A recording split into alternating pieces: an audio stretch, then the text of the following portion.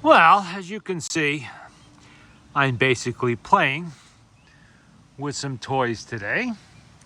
What I have here is a couple of the old Marksman repeating air pistols from the 1970s and 80s, basically. I think they started making this style in the early 1970s off of a different one that they had been making since the 50s. Marksman's been around a long time. It's been traded back and forth kind of as many times as SK Tools has been. But anyway, I'm not sure they're still around today, but there is a possibility that they are. What I have here is the 1010 pistol and the 1020. Now, I saw the pistol on eBay in passing, and I remembered that I actually bought, it would have been this one, the 1010. This I would have bought brand new in, I guess, the very late 70s for, I believe at that time, it was somewhere between $9 and $12. Sounds really cheap, but remember, this is 40 plus years ago's dollars, so they're worth a lot more today. Today, you'd probably pay about 45, 50 bucks for this, I'm guessing. It's cast metal, zinc, pot metal, if you will. I'm not sure. Maybe it's aluminum. I'm not really sure on that. It is a spring-powered, not CO2, BB pistol. Shoots a 177 BB. And the big difference between the 1010 and the 1020 is they modified how it loads a little bit. They changed it. The magazine, the magazine is actually right under here. I'll show you that in a minute. This is the one I would have bought in the 70s. Like I said, I was still firing it at least as late as 1982 or 83. I still had it. Somewhere as the years went by, I'm sure it long since broke. I don't really remember. They didn't last forever. They wore out. They're not expensive. We're not talking about a real 1911 here, you know, despite how it looks. I got rid of it somewhere. I saw it in passing on eBay, and I said, wow, will you look at that? I saw this one, actually, and they wanted, it was over $80 for this. I mean, yeah, it's never been used. Look at it. The box is brand new. It has all the instructions with it. There's no marks on the gun whatsoever indicating this has really ever been banged around in the woods and stuck in someone's holster or anything like that, like mine would have been back in the day. I wasn't paying $80 to relive, years ago. So I just quickly forgot about that. But in passing, I saw a 1020. And I'm like, it looks like the same thing. I don't really remember there being a different number on these. But from what I can see, this one is made in Torrance, California, probably after 1980 sometime. I know they did change hands. There's a different company logo on there. I don't know what company that was. Does it actually say? Umarex. I think I've seen that name before. I think it's still around. And this is the one, like I said, I had, which was made in Huntington, California. You can see this one does not have as nice a little grip there. It's a little bit rougher. The machining is a little bit rougher on it. Other than that, it looks pretty much the same. And they did actually modify. To load one of these is pretty easy. You just go around the back here. This is where the safety would be. One of the safeties would be on an actual 1911. You just click that, the slide pops back a little bit, and this is the actual safety right here. It's there on that other pistols too, but you just pull it back. It cocks now, and then you go to the front, and you push on here. It's loaded, so it's got BBs in this. I'm going to keep it pushed down. You push it up, and you can see it's got a hole there. It holds 20 BBs, 20 177 caliber BBs. Now with this one, you have to keep it held. Push it down on the table, put your thumb there. It'll keep snapping back. Whoa! You see what I mean? I do not like that feature at all, because even with two hands, I managed to screw it up. But that's the way this is designed. Why? I don't know. Oh, you can see a BB there now. And supposedly this holds 20. I think I only put about 11 or 12 in there, and it felt full. Not really appreciative of that new design feature they have on here. On the other one, on the original 1010, same thing. You release the slide like that. You pull it back, it cocks. Go to the front, tip it down because it has BBs in it. Oh, I lost one. And there you go. It'll stay that way now, and then you can load. You notice it's not ramped, or very little. Oh, no, I'm sorry. There is a ramp. I didn't see that before. There is a little bit of a ramp there, so the BB has a tendency to just drop right in there. Again, it's supposed to hold the same 20 rounds. Probably does. I didn't count them. Much easier. Much easier. This way you can hold the gun with one hand and load with the other. The other one, it's kind of like a two-person job, so to speak. And there's probably some internal differences too. I don't know. I noticed the cylinder here looks a little bit different than this one. It's different color. This one, just the whole shape of it looks completely different. Oh, I was telling the story about this. This one was for sale. I saw it was only, I think, with shipping and taxes, came out to 25 bucks. So I figured, all right, 25 bucks, why not? I kind of like air pistols. I've been picking them up lately. And I would like to, sort of relive those days of 40 years ago, plinking around with these. They were fun. This was considered a state-of-the-art piece for us back then. Not a professional piece. These things have crap accuracy. They're just fun. That's all they are. Don't expect you're going to kill anything with it. It's only about 200 feet per second if you're lucky. And they don't last forever, But anyway, it was 25 bucks. I figured, why not? I will pick that up. And I'll have some fun. Maybe it's not exactly the same one that I had when I was younger, but I figured, why not? Price is right. So I order it. Very same day, the evening of the very same day, I get a message from eBay from an eBay seller. They have this thing where a seller, if they want, eBay keeps track of who looks at everything on eBay. They don't tell the sellers names and things like that. They don't do that. But they will tell the seller that there was, I guess, interest in an item. And if they want to have a sale, now's the time. You can send out an offer to everybody who's viewed the item or has it saved or whatever. I did not have it saved. I get this offer. $25. And I'm like, wait, $80 all the way down to $25? I knew this thing was like brand new. I read the description again very carefully to make sure there wasn't a huge red flag like it's been frozen shut since 1982 or something like that. Said it worked. Everything was good. Everything was there. The box looks brand new. It has all the original. I'll show you. All the original paperwork is with it. And I'm like, wow, because this is the one that I bought years back. I remember the box. The box didn't stay with me very long, but I do remember the box. I had a number of air guns at the time, a couple of Daisy rifle, Marksman maybe. I had one of those. I had some really old ones from the 60s or 50s even that were CO2. I still have them actually, but I have to rebuild them. The seals are all shot in them.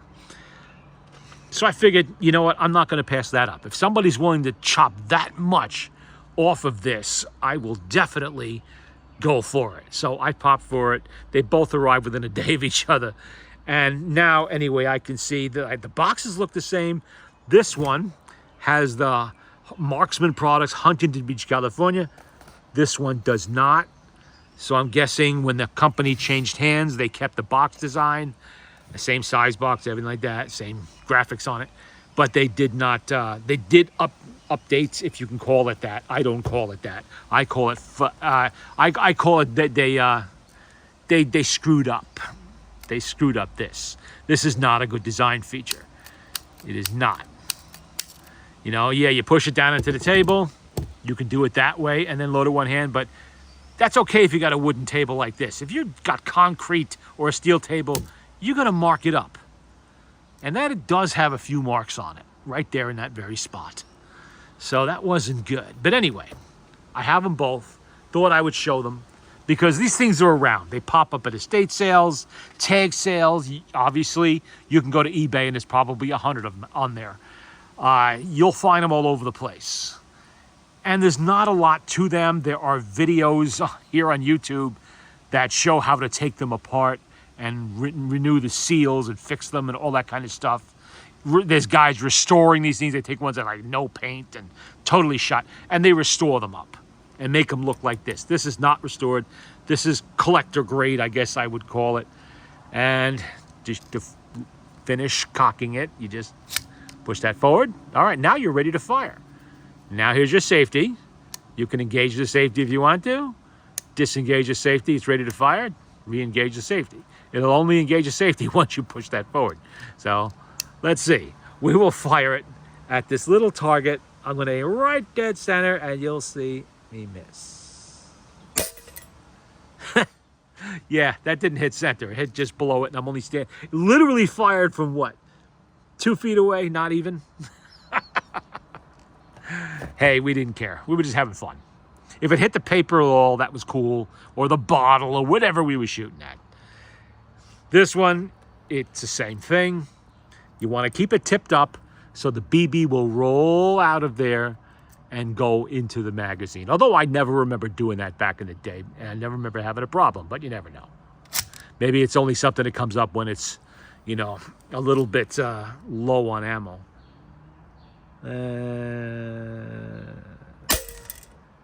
Oh, look at that. I actually hit the bullseye. Let's see if I can do that again. I doubt it. Even from this distance. This is a little awkward. Yeah, it went below it. Oh, well. Yeah, that's how the cookie crumbles. And you can see, put them side by side, they're relatively the same thing. Obviously, when the company changed hands, they decided to, for whatever reason, make this a little wider spaced here and just a little rougher looking. I don't know why they did that. No clue. I bet anybody around does. And this one, your fingers really do grip this a lot better. And like I said, this is the one I had years back. Just cool stuff. You know, that's all there is. Oh, let me go over the stuff that came with this one, which is a little strange. Whoever had it had extra paperwork, and they stuck it in here, including this Daisy. And the Daisy company had nothing to do with Marksman. This is the Daisy BB Rifle Instruction Manual. And I don't know for which model. Does it say, or is it just generic for all of them? But you can see, copyright 1969, previous copyright 1959. And it's in beautiful condition. I could probably get my money back for this just by selling this. Because how many people actually kept these brochures and instruction manuals when they got the BB gun? Yeah, they might keep it if it was a Colt 1911 or a Smith & Wesson Model 29 or something like that. But most BB guns were considered toys. Yeah, kids were allowed to use these unsupervised, even though they say use under adult supervision. Yeah, there was never any adult supervision back then for anybody, including adults. And we all threw this stuff out. Everybody threw this stuff out. But somehow with these two sellers, they kept stuff. You gotta love pack rats. You really do. Look at all the cool targets you get. And by the way, that target is for one of my modern air guns. That is not something that came with these or even existed in the 1970s. We didn't have that. We had a cardboard box or a piece of paper thumbtacked to a tree. That's what we used. And you can see this is more Daisy stuff. Oh, the model 102, 95, 96, 111, and 1976 BB guns. I can imagine the 1976 probably looks like a musket. I don't remember the 1976, even though I do remember everything that went on during the bicentennial, of course. You can see it's got your sight pictures here and all this. Maybe they show it here. Which one of these? Oh, no, it's not. Model 1976, this looks like any other Red Ryder type BB gun. I think I had one of these too. I don't think it was a model 1976, but actually I still have it. I still have a BB rifle that I had back then. I don't know where it is. Again, it hasn't worked in 40 years because the seals need to be renewed every now and then. They're just rubber, yeah, and leather sometimes. They don't last for eternity. Why is this not folding like it should? I don't want to bend it all to hell, but somehow I managed it. Oh, maybe we do it that way. No, that's not how we did. Well, I'll get back to that. BBs, Somebody paid 98 cents. They're a bit more, 10 of 82. Maybe that's the date it was purchased, probably. My BBs, I remember, came in a little plastic pouches, only about this big. And I think I had 100 or maybe 200 in there. And of course, we have the original Marksman warranty and instruction. The 1020. The 1020. I actually looked 1020 up online. I didn't find any information on it, probably because it is so similar to the 1010. Nobody really thought to point out that there's any kind of differences between them. Let's see. What does that say? Press firmly on loading button in front of barrel to tip up barrel action. Never fire with barrel open position. You can't. With a 1020, you can't. I suspect this is just a reprint of the 1010s. Let's see. Since I have the 1010 right here. Where is it? There we go. Let me get the page open. Bear with me here a second.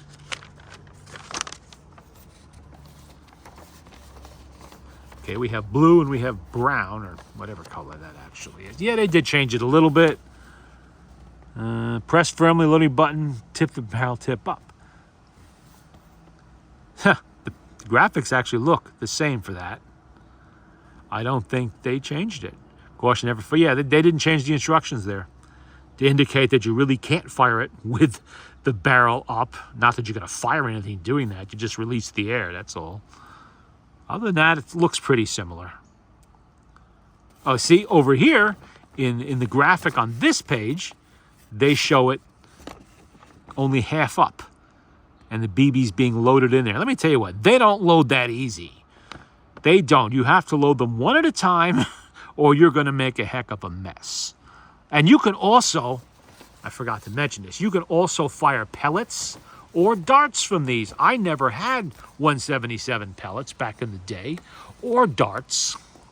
You know, I had BBs that everybody I know. I was not the only kid in the neighborhood to have one of these. Pretty sure there were at least 2 or 3 others floating around the neighborhood. And nobody had pellets, nobody had anything like that. In the 70s, everything was BBs. That's what you had, you know? I had 22 caliber pellets. For that I had, because that's what that pistol took. It took 22 caliber pellets, not BB. That one didn't shoot BBs at all, it only shot pellets. But you can see, just a thought, an interesting look at a couple of nice toys. You know, it's...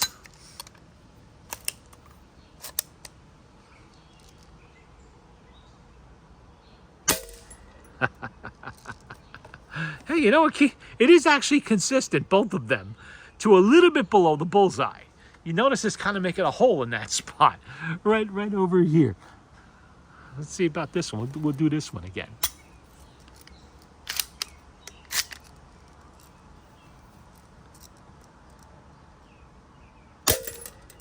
Yeah, did the same thing. Hitting almost the same. Oh, no, it didn't, did it? I think maybe it hit right on the number 5. Yeah, it went a little high, that one. Right on the number 5. Well, like I said, they were never known for their accuracy. No BB guns really were of this type. Today, there's all kinds of rifled barrels and special pellets, all kinds of stuff on air guns. Back then, there really wasn't. There was a limited selection. Yeah, there was some really super expensive Olympic championship kind of stuff, but nobody had that kind of money to spend on that stuff back then.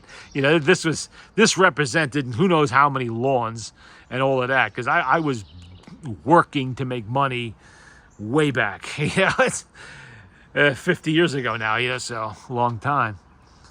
Oh, and an update from the last video I did, which was about the estate sale. I picked up this radio, and I said it worked on cord. Well, I put batteries in it. Let's see.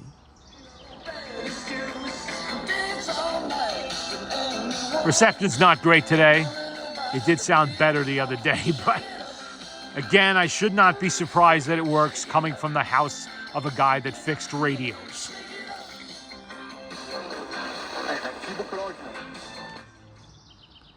Okay. And it works on AM too. I just thought I'd throw that out there. It actually does work.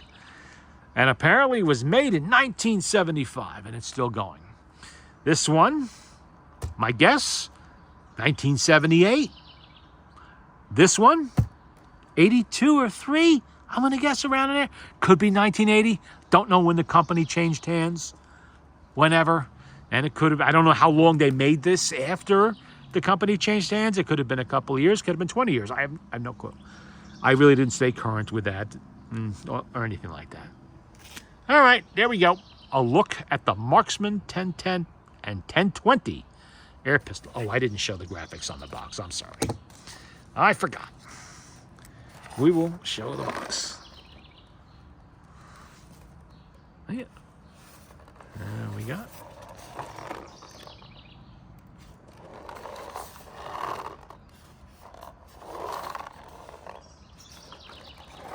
There's BBs floating around in it because I was using it as a holder to pick the BBs out and put them in the gun.